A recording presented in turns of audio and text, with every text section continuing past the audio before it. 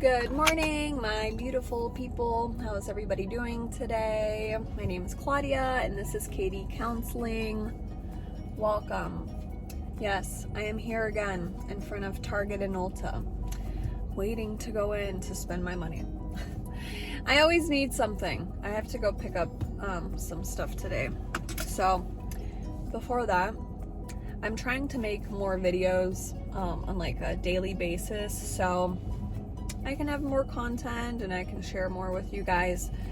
Usually when I have a little off time from school, I feel so energized and motivated to do these, and I wish I could do them all the time, but there's times where there's just so much going on where, I don't know, once I have 10 minutes to myself, I just need to sit in peace and quiet. I know that most of you guys can relate to that, so we're here. I'm gonna make an effort to do this because sometimes I have so many ideas and they never kind of get to, be said. So I want to do this as the part 2 to the video that I did from what I learned the first year in my program. But this is going to be more things that I've like learned, kind of like, tips, tricks, things that you might not know about the program. So I did the first year. I'll go over it just very quickly. It's 3 semesters. Each semester had 3 classes, and I finished 1 residency. And what I learned from that is the first year plus 1 semester, so the first 4 out of 7 semesters in the Master of Science in Clinical Mental Health Counseling that I'm in is class heavy. Like, you're taking courses, right? So I don't know why, but I didn't realize that after this first initial year plus 1 semester, so after 4 semesters, your schedule is not so workload, book work, test heavy. So what I mean by that is I just did my 3 semesters and I had 3 classes each, right? And you know what comes with classes: research, papers, reading, yada yada. So, and I think I touched on this in my last video.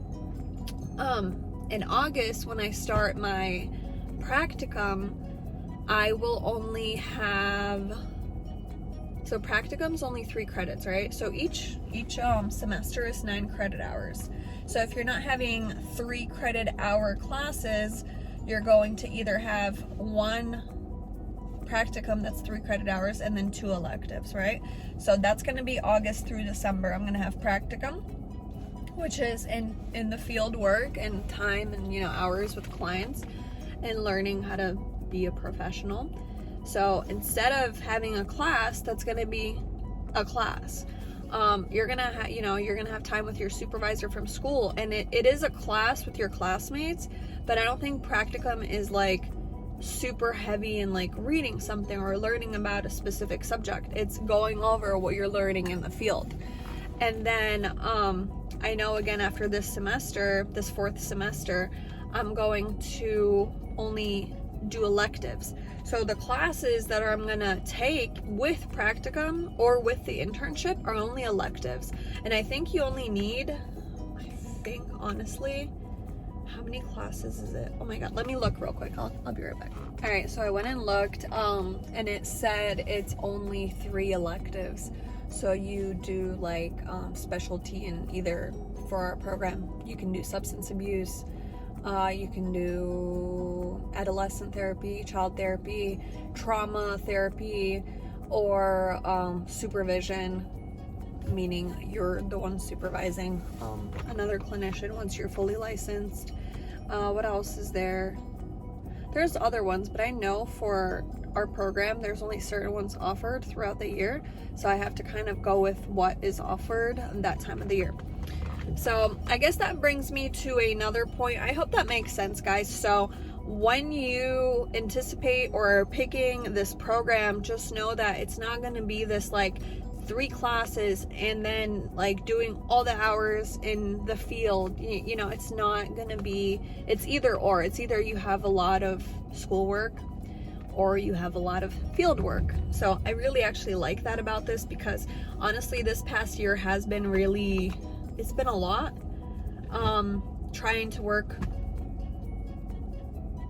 and trying to have a family and trying to do everything, like balancing everything, I felt a little overwhelmed. So now I know that if I'm not going to be doing all the schoolwork, it's going to be like having another job, I guess, working with clients. But I'm excited for it.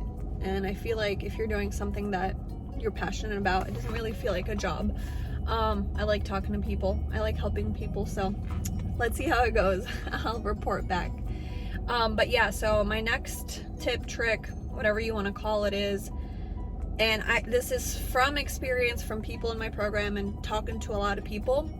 And I'm not saying you will have to do this, because like myself, I love my program, but people move, things change, financial situations change, and don't be afraid to switch your program. That's why it's really important in the beginning, once you select a program you're going to, make sure it's accredited, right? So make sure it's KCREP accredited, or whatever the accreditation body is in your states. I know there's certain states, I looked into, I think it's Colorado, that I seen that there's a different accreditation body. So if your program is accredited and it could be transferable, do that. Because I've seen people start a program, go through it, like right now, like a year, and then end up either moving and wanting to switch the format. They chose a format because it was, the pandemic was happening, and they chose only online when they wanted to be in person, or vice versa. They chose a program where they thought they would be able to commit to being, on Zoom 3 times a week or going on campus 3 times a week, and they're experiencing difficulty. So do not be afraid to switch your program, as long as, it's up to you again. Like, if you can switch and you can transfer everything over, great. Again, if you transfer over and you might have to redo something, that's up to you to weigh out if that's a benefit or a cost to you. But there was a couple of people that I've seen switching into my program telling us, yeah, I started this program in Michigan when I lived there. I prefer to do the program here in Florida, so I don't have to travel for my residency up there. Because when you have like the KCREP accreditation, they do have to follow certain guidelines. And again, things vary. The professors you're going to interact with vary. The ideology of the professors varies. So you gotta, if it's not a good fit, there's other fits that could be better for you. So you have to remember that as well. Do what's best for you. Don't be in a program where you're uncomfortable, you're not getting what you need out of the program. So I've seen people move around. I've seen people go to different universities because it's less expensive. I've seen a university open this program, but it's like a Master of Arts in Clinical Mental Health Counseling, which honestly I still don't understand the difference, but it is what it is. I guess I need to do more research.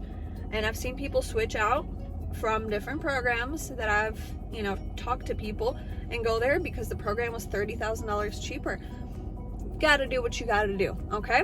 So that's my second takeaway from the first year in this program. All right. And so my last point that I've learned in this year of this program would have to be, and I know this, let me preface this by saying, advocating for yourself, but also understanding that not every professional has the capacity to be like a shoulder you can lean on. What I mean by that, there's times where when I get to speak with, certain even teachers, professors, people in the field that I get to meet through different events, not everybody's going to be the open-minded professional to interns and students as you would want them to be. And again, what I mean by that is, don't expect people to help, okay? There's some people that are stuck in their ways, that are very independent, that are very just kind of in their own lane, and they don't find the time to really help you or answer your questions. and that's okay. Certain people, you know, they have their own lives. That's the way that they want to live them. And I feel like there was times where I would ask certain questions or want to be like inquisitive about certain things, and certain people don't want to share their life or their experience like most of us do here on YouTube, or people that, you know, do podcasts, or again, share their experience on a public platform. So don't get discouraged by those kind of people, because that's just not how they operate. And there was times where I would, you know, go up to certain professors and I'm like, oh my God, do you remember when you interviewed me or something like that? And like the professor literally looked at me like like I was from Mars, honestly. They were like, oh yeah, great to see you in person. What do you want from me? You know, and my feelings got hurt, to be honest with you. I was like, I'm just so excited, like, to be here, you know. So don't get discouraged, because some people are just people. And my favorite quote is, people are gonna people. All right. But on the other hand, there are some great people, some great professionals in the field that do want to help, that really care, and that are open to helping you and interpreting things for you, and just are there because they understand that they were a student at once, and they're open to questions, and they're an open book, and you can ask them anything. So yeah, don't get discouraged by that. The next thing I want to mention is these programs, guys, are filled with so many different kinds of people, so many different ages, so many different backgrounds, okay? I was so surprised at my first residency to see so many different kinds of people. People from all over the states, people from all over, like, different ages, different, you know, there's people that were in the legal field. There was people that were completely doing something different, being in literally like medicine, and they're doing clinical mental health counseling. And some of them do both. So don't feel out of place. Don't feel like you can't do it because, oh, I've been nursing or something, or I've been, you know, an engineer or whatever. No, you can do it. If this is your passion and you want to build your business, or you want to go work for a company, or if you want to be in this field and create your own path, you can do it. Because I'm telling you guys, there are so many different kind of people, and I just love to see it. Again, a lot of people, you know, they'll message me and be like, I don't know, you know, and I have this thing too about going into the field. I'm like, oh, graduate school, it feels like this like monumental thing, like, oh, you know, I don't know if I can do this, I don't know if I should, what am I doing? You guys, it's school.